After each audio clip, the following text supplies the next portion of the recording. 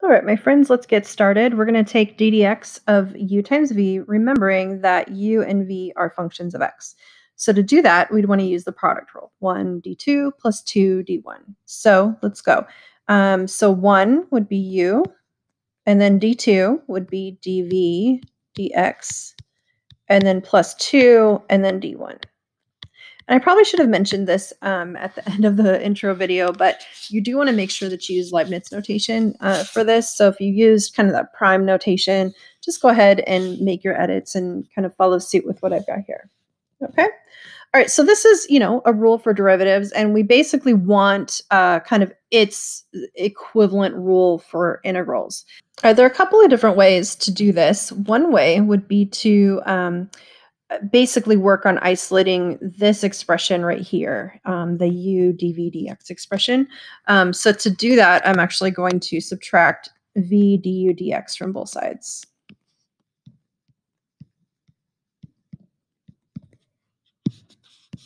Okay, so what would I then have? I would have u dv dx by itself, and then I would have d dx of u times v minus v du dx, like so. Okay. All right. And then I'm actually going to, I hope it makes sense in algebraically, whatever you do to one side of a balanced equation, you can keep your equation balanced by doing the exact same thing to the other side. So the change I'm going to make to both sides of this equation is I'm going to take the integral with respect to x. So on the left side, I'd have the integral of u dv dx with respect to x. And then on the right side, I'd have the integral of d dx of u times v minus v du dx and all of that with respect to x as well. All right. All right. Now on the left side, the dx's basically cancel. Remember, dx means an infinitely small change in x. And so they are actually very tiny quantities. And so the dx's would cancel. So on the left, what would it say after the dx's cancel? It would say the integral of u with respect to v. And on the right side, I hope it makes sense, integrals distribute over addition and subtraction. So I'm going to go ahead and write this right side as two separate integrals.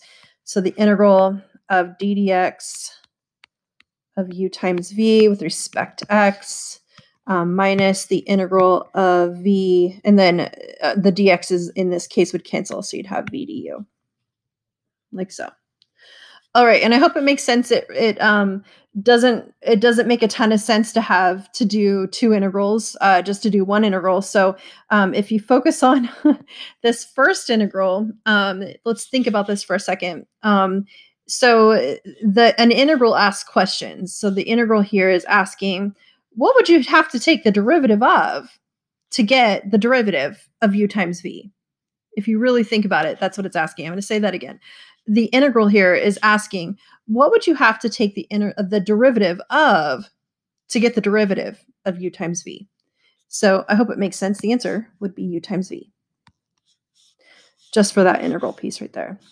And at this point, we've actually derived the integration by parts. Now, does it make sense as to how to use it yet? Probably not. Anyway, but here it is.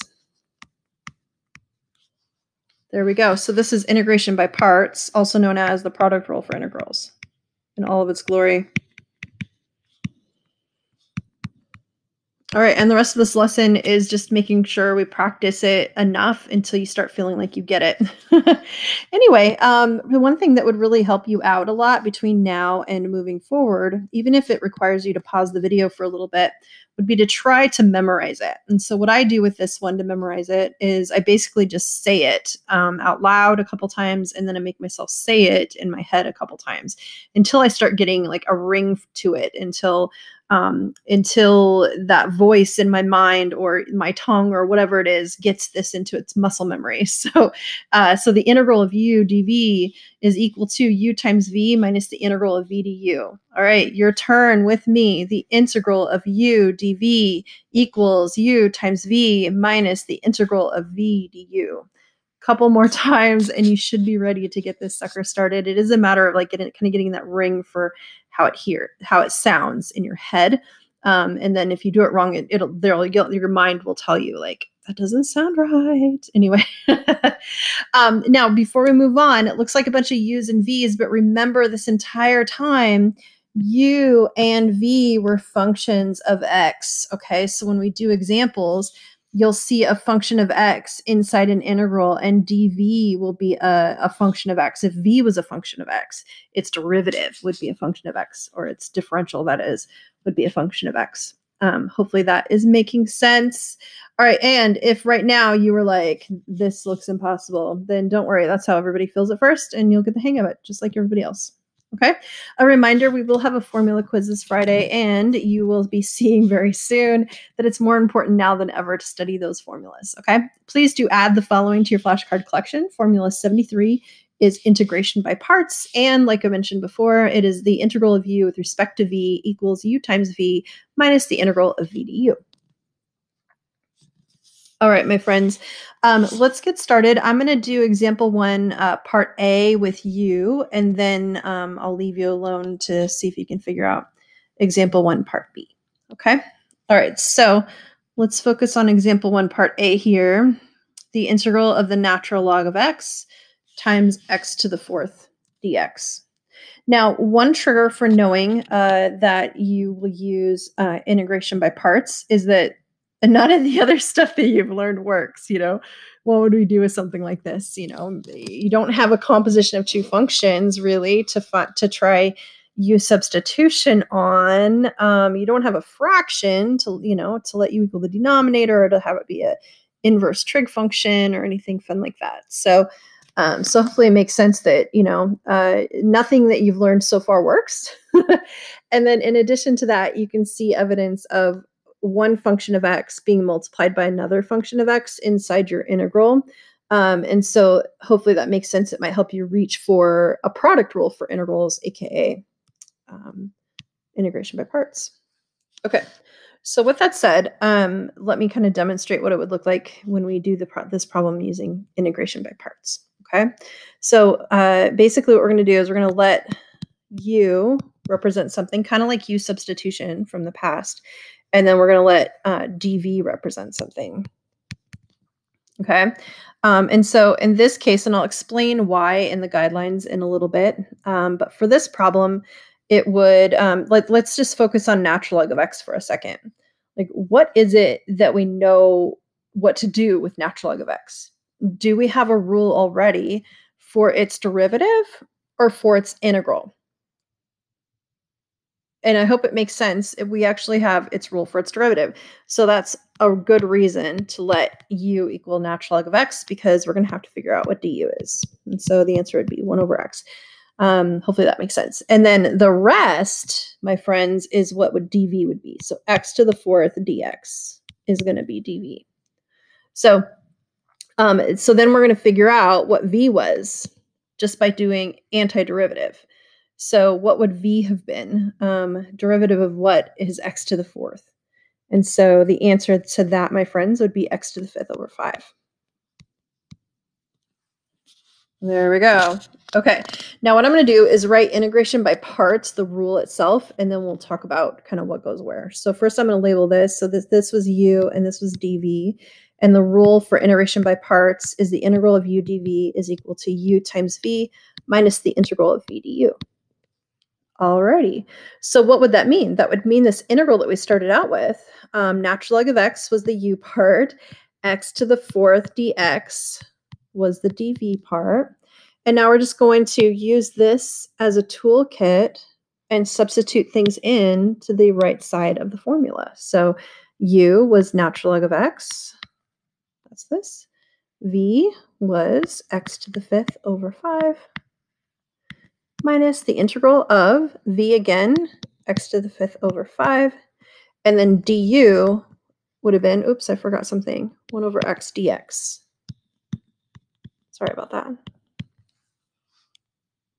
There we go. Okay, now good times. We started out with an integral, and you can see that we need to do an integral still to finish this out, But the idea is that you swapped a complicated integral out for a simpler one. So let's simplify what we've got. So I've got x to the 5th over 5 times the natural log of x minus, and I'm just going to simplify inside this integral. The x's cancel, and I'd be left with like 1/5 x to the 4th. There we go. All right, and now, as hoped, that integral over there is actually simpler. The 1/5 can be factored out, and then power rule on that would be x to the 5th over 5, and then on this very last part, we include a little plus c there. All right, so a final answer, probably maybe something like this.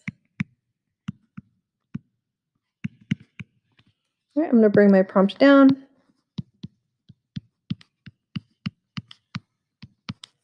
And then I've got it. There we go. All right. Hopefully that's making a little bit of sense. I'm going to turn you loose on part B, but before I do, I want to give you the guidelines. And you notice they're not rules, they're guidelines. So every once in a while we won't follow them to a T, but for the most part, this is kind of how you can lay these out, okay? Because one question people typically have here is, how do you know what I'm going to let U equal, and how do you know what I'm going to let dV equal, okay? And so here's kind of a guideline for you. Let U be the portion of the integrand, that is, whose derivative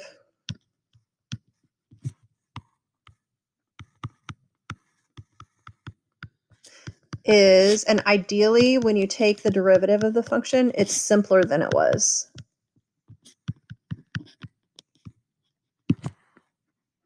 Okay, that's guideline number 1. Guideline number 2 is basically you let dV be the rest.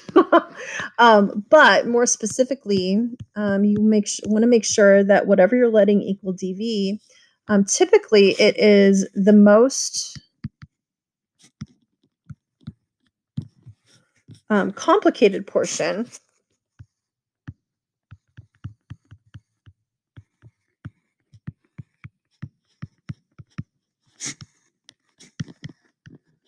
as long as you can integrate it.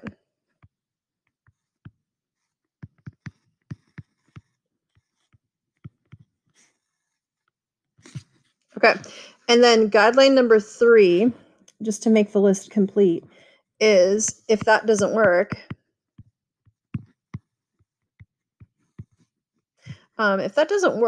one thing you could do is look at the problem and kind of make sure that it even was an integration by parts problem. But assuming that what you tried with U and dV didn't work, but you know it's an integration by parts problem, then you could just switch it up, like trade what U and dV were going to be. I'm going to spell switch correctly here.